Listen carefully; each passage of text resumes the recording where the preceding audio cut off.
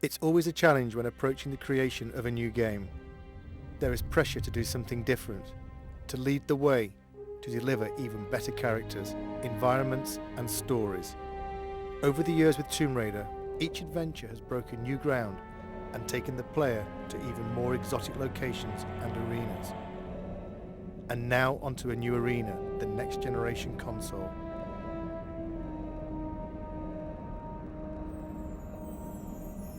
Our vision is to take the player somewhere dark, a place they might not necessarily wish to go, but a place that they'll have to venture if they want to bring Lara back. This world is from the imagination, but based in reality. A dark world, a dangerous world, a world that reflects the change in Lara. It will be a new experience, one that will almost be shocking to people who have played Tomb Raider in the past. From the catacombs of the Louvre to the alleys of Prague, we searched for the seedier side of life. A world that you wouldn't normally see Lara in, but a world that she has no choice but to inhabit. Like her audience, like the game's consoles themselves, Lara has grown up. Her experiences in Tomb Raider 4 have forced her to question herself. This game will ask more questions of her. It was a very conscious decision to leave out elements of Lara's story since Tomb Raider 4. Certain aspects of that story will return. It's just a matter of when and where. For the first time, Lara will have a moral choice to make. It's no longer a clear-cut case of good versus evil. This is a more complex tale which will ask more complex questions of the player.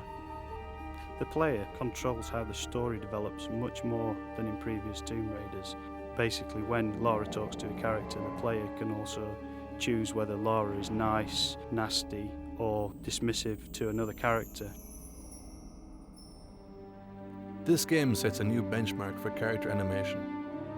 The new consoles allow for an unprecedented level of subtlety in the way the characters can act. Some characters may betray more than their feelings. In this world, the player should look as well as listen. The advancements in game technology allow for much more complex movement from the characters. They have spines, joints, they even have fingers.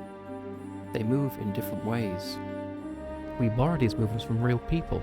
The man on the A57, the woman on the bus. They travel much further than they think. The player will choose which paths to take, which characters to trust, which lies to believe, and which enemy to face. Some enemies may become allies.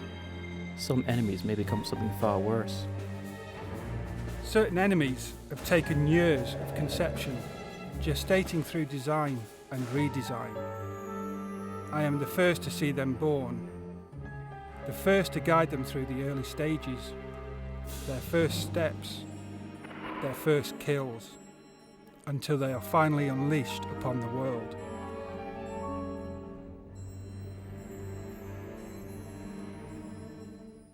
When you walk into this world, you walk into a film with multiple paths and possibilities, but one story drawing you through. This world begins in an act of darkness. How this world ends is up to you. This is a world of shadows. There is a shadow on Lara. He watches, waits, he bides his time. His name is Curtis. He wants revenge. And Lara will help him extract that revenge.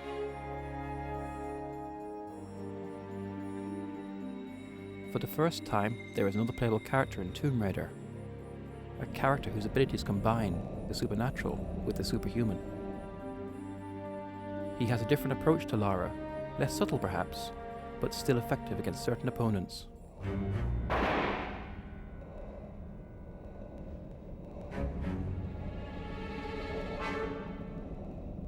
It's a much more intelligent game for the enemies as well as Lara. The PlayStation 2's got much more power to process enemies doing much more complicated things. The enemies in the game have evolved. They will work together. Notice when another enemy is killed and react accordingly. These enemies will pursue Lara. They will not stop. They have not stopped in 600 years. The Monstrum, the Cabal, Eckhart. An unholy trinity guided by an unspeakable force. Their origins lie in the annals of alchemy, not in its purported search for the secrets of gold, but in its real search for the secrets of the atom. If you control the atom, you can control life. You can create life, and you can steal life from others.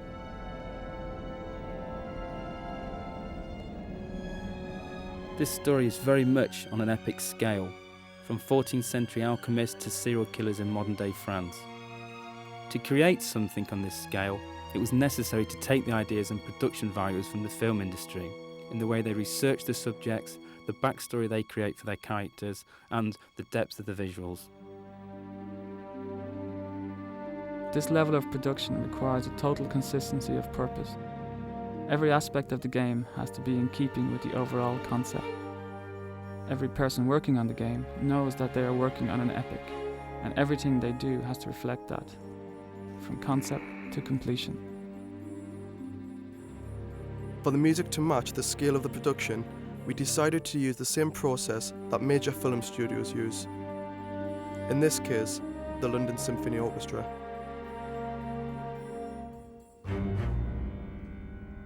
It's an overwhelming thought having your music played by 84 of the world's top musicians, but the effect of the music when playing Angel of Darkness will be well worth the shredding of our nerves. On the day of the recording, we are in the good hands of Abbey Road Studios and David Snell, the conductor. In a sense, he visualises the music and translates it to the ears. We wanted the music to be ever present, draw you into the world without you noticing.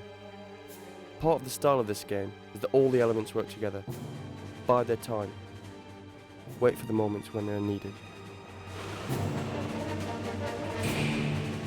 At core, we had a very clear vision of where we wanted to go. We wanted to take the Lara we all knew and put it into a game, a situation that no one knows.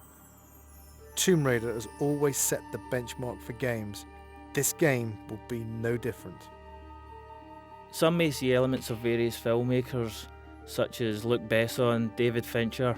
Some may see elements of various artists, Grunwald, Bosch. All will see something they haven't seen before. When we wrote this story, we wrote a book. This game is only the first few chapters of that book. This game opens a lot of doors and only closes a few of them.